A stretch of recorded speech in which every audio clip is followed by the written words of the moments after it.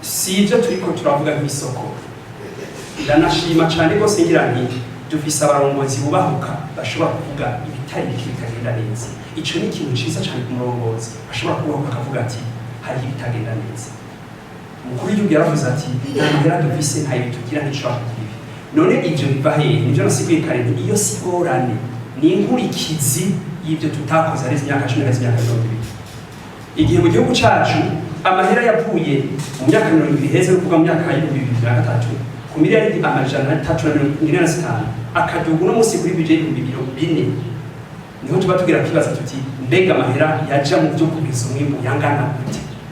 Nico tumwe navuga nti nico kivuge nk'icigwa tureke kuvugisha ibishobisho aho umuntu wese aza yita ngo ya politika avuga ngo mwonje kubabwira ingene umwimbu uzoduka sivyo. Umwimbu ni imbuto ushira mu kuzimu eji kamera samajambo udakoresheje uburyo ntacyo uzoronka. None twakoresheje uburyo bungana gute?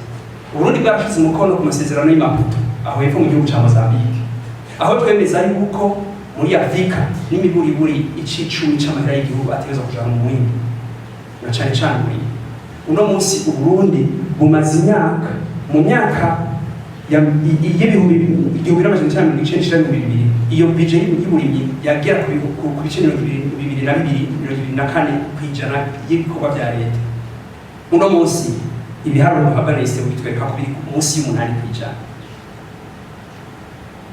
Ivyo ni ibiharuro byabo sivyo shikuza.